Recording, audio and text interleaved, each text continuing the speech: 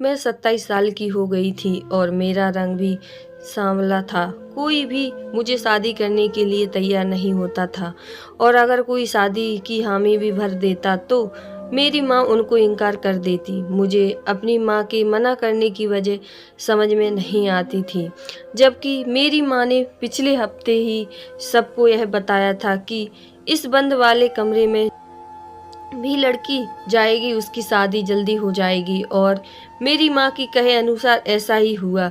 पिछली बार मेरी माँ पड़ोसन दोस्त सीमा जब इस कमरे में गई तो उसके अगले दिन सीमा की शादी तय हो गई, लेकिन किसी को नहीं पता था कि सीमा कहाँ गई, कहाँ हो रही है। सीमा के बारे में सब लड़कियां एक दूसरे से पूछती, मगर उसने किसी से इस बारे में बात जिक्र नहीं किया था कि उसकी शादी कहाँ हो रही है। और फिर एक दिन हम सब लड़कियों को पता चला कि सीमा की शादी हो गई।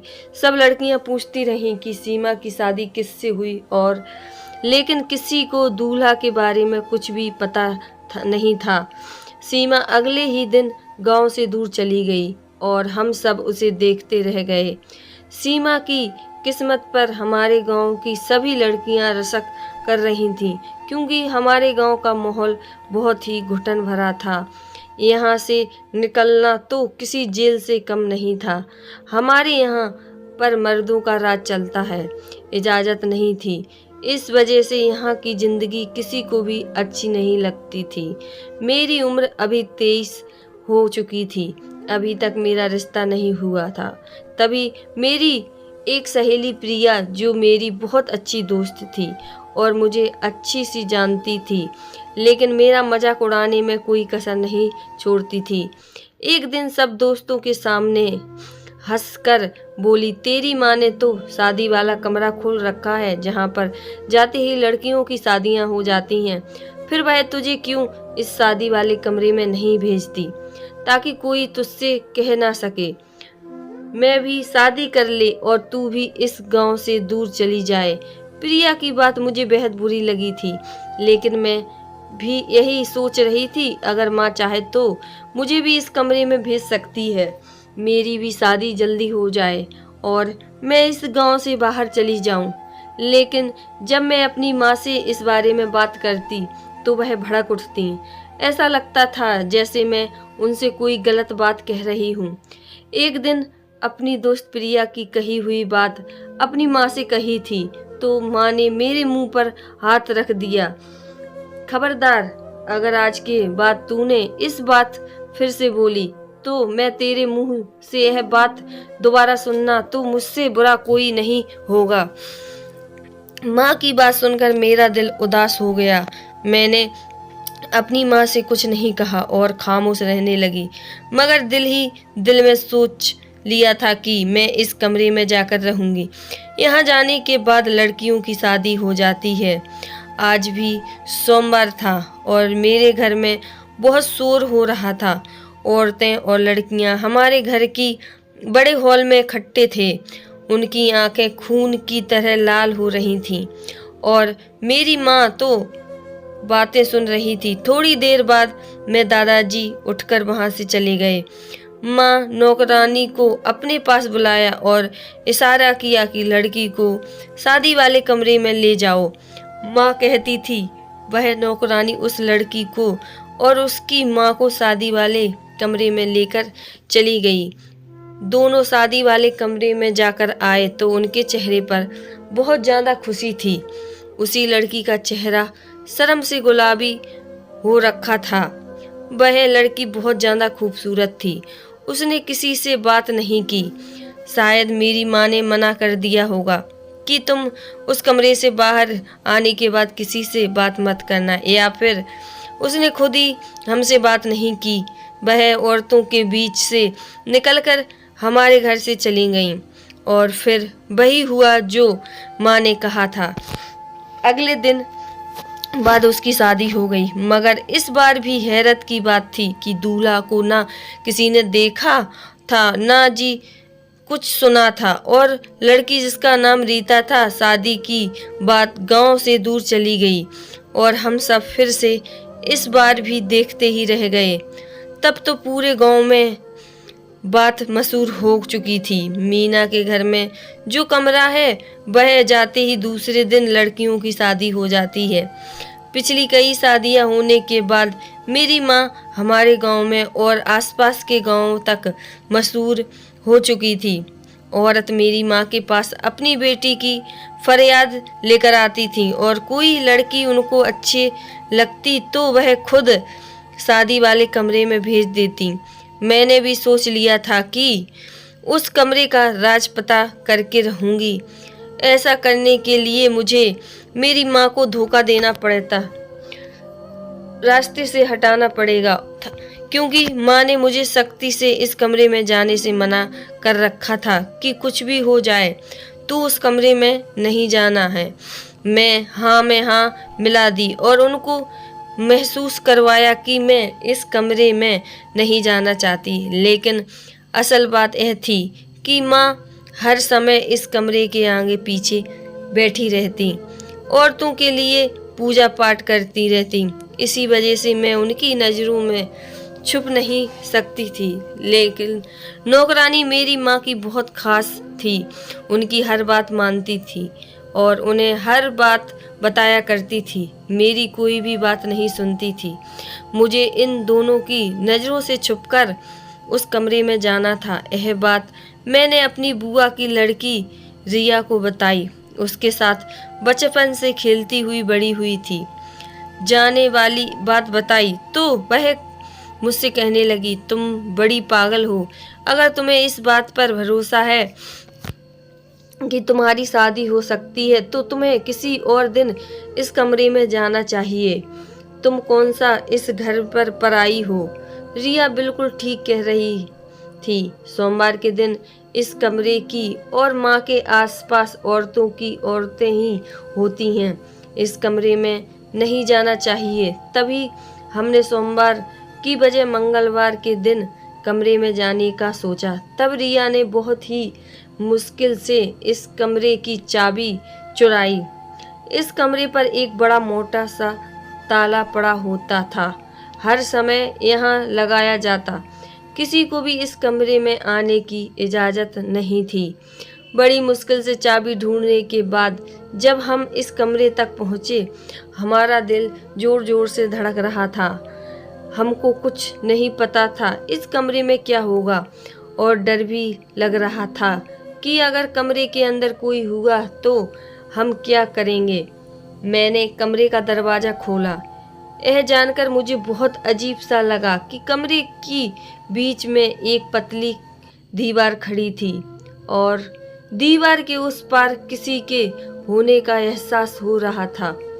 इससे पहले दीवार की दूसरी तरफ जाकर कुछ देखती, मेरी माँ को मेरे कमरे में आने की खबर हो गई और भागकर इस कमरे तक आ गई और मुझ पर बहुत ज़्यादा गुस्सा करने लगी।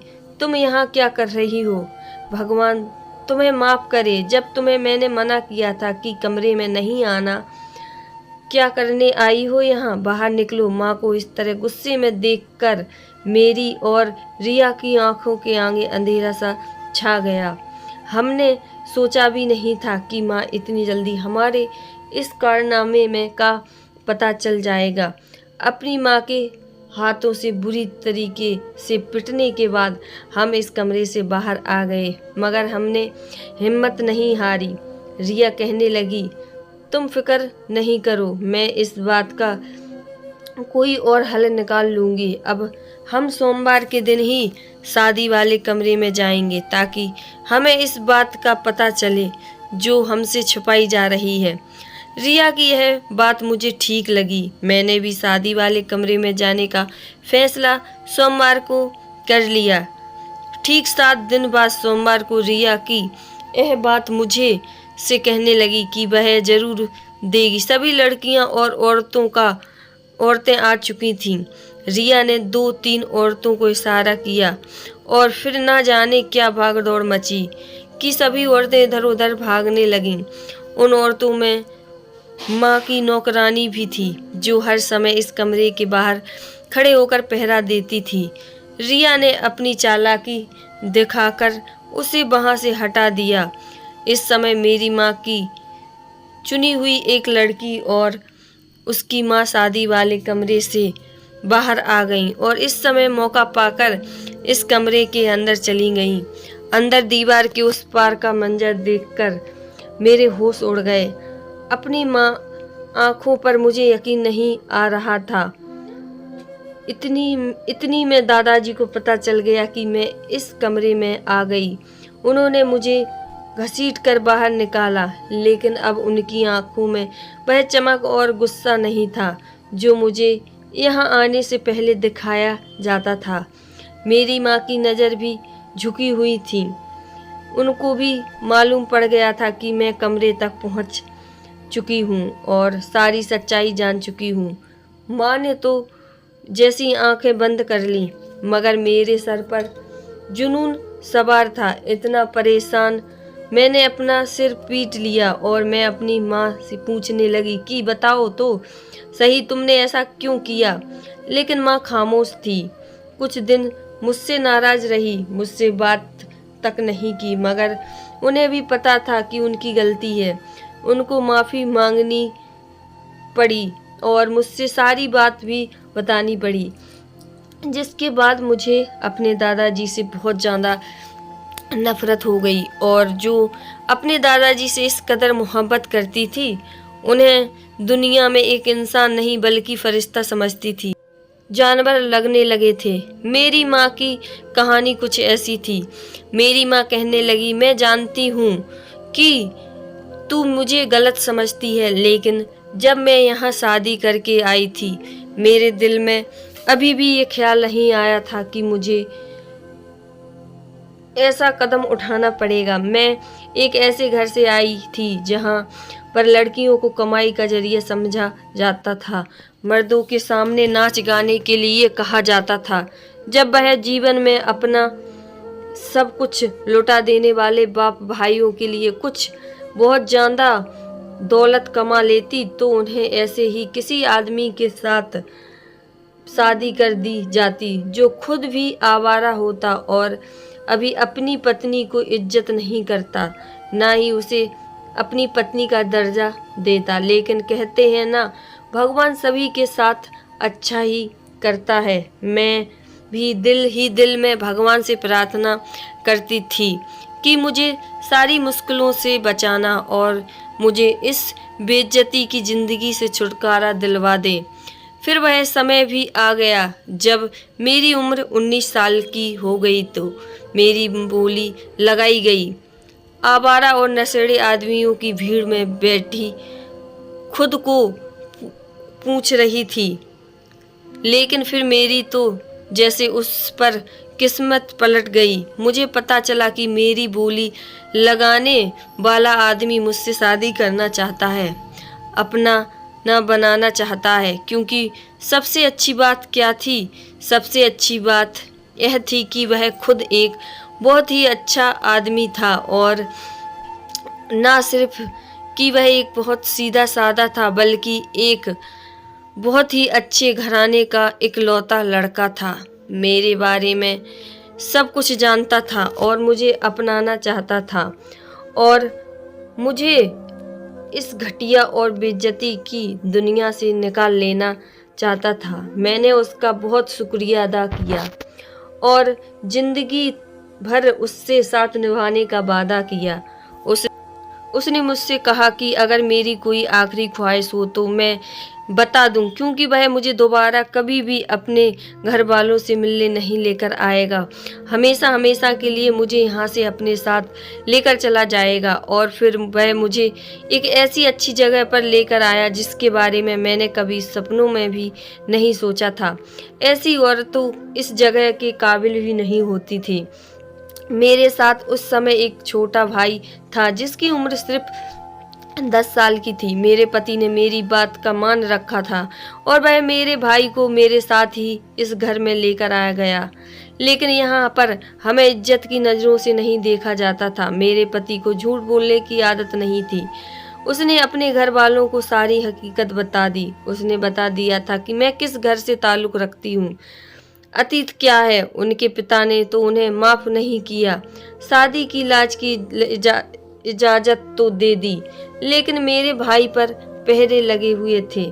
मेरे ससुर का कहना था कि खानदानी खून का असर जरूर होता है, क्योंकि मेरे मायके के मर्द का चरित्र ठीक नहीं था। मुझे यहाँ खुद को साबित करने में 16 साल लग गए, लेकिन इन 16 सालों में फूंक फूंक कर कदम रखा और कोई भी गलती नहीं की। मैंने सारे भगवानों के आगे माथा टेका और इस खानदान की, यहाँ तक कि समाज में मेरी जगह बन गई। मेरे साथ की ही औरतें मेरी इज्जत करने लगी। मेरा छोटा भाई भी जवान हो रहा था, उसे भी मामले में नजाकत का अंदाजा था। मैंने उसे सख्ती से समझा दिया था कि अपनी बहन के घर की इज्जत का ख्याल रखना, इस घर में कोई ऐसी हरकत ना करना कि मुझे यहाँ से भी दर बदर होना पड़े।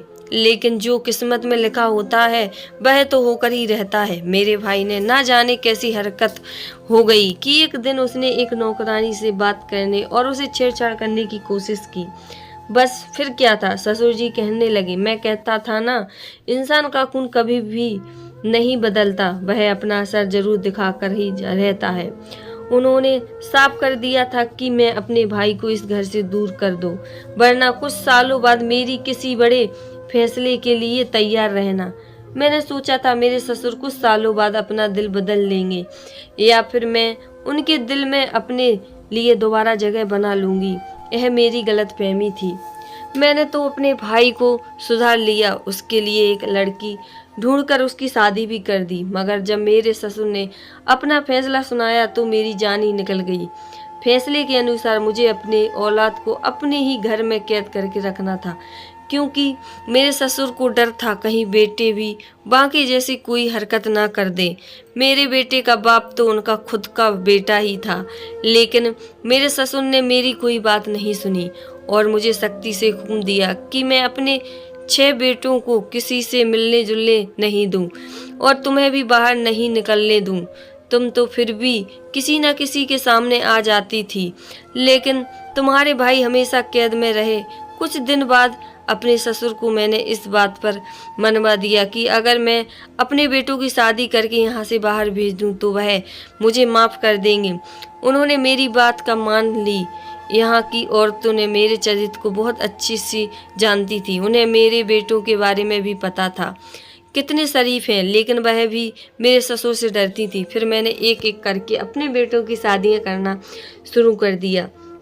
ये सारा ढोंग मैंने इसलिए रचा था तुम्हारे भाइयों की शादियां कर सकूं और वह अपनी मर्जी की लड़की देखकर उससे शादी करके इस गांव से दूर चले जाएं। मेरी जिंदगी और तुम्हारी जिंदगी भी आसान हो जाए। मेरी बेटी तुम्हें वहां इसलिए नहीं जाने देती थी कि वहां तुम्हारे ही सगे भाई थे। अगर मैं तुम्हें वहां भेज देती तुम्हारे दिमाग पर बुरा असर पड़ता, और फिर अब तो तुम्हारे बाप भी इस दुनिया में मौजूद नहीं है। मैं अकेली क्या क्या करती और कैसे सब मसले का हल करती। बस अब आगे तुम खुद समझदार हो, तुम इस बात को भूल जाओ। मैंने कहकर अपने दिल का बोझ हल्का कर लिया, मगर मेरे दिल में दादा की ऐसी नफरत लगी जिसका मैं सोच भी नहीं सकती थी। मेरा दिल कर रहा था कि उन्हें मार डालूं जिन्होंने मेरे भाइयों को इस तरह कैदी बनाकर रखा, लेकिन मैं अपनी माँ के कहने पर मजबूर थी। मैं ऐसा कुछ नहीं कर सकती थी, माँ का कोई बदला नहीं उतार सकती। मेरे भाइयों की शहर में अच्छी जॉब लग गई थी और हम माँ बेटी को अपने साथ ले जाने आए थे। फिर वह समय भी आ गया था जैसे इस गांव में जाना था। मेरे पत्थर दिल दादा को उस समय भी हम पर कोई तरस नहीं आया। उन्होंने आगे बढ़कर अपने पोता पोती के सिर पर हाथ भी नहीं रखा।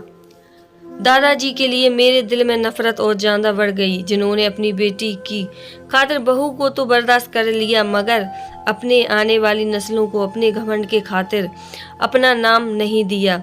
लोगों से सबको बचाकर ही, जिसके दिल में अपने ही पोता पोती के लिए रहम ना हो। कहानी पसंद आए तो चैनल को लाइक शेयर सब्सक्राइब करना। हर हर महादेव।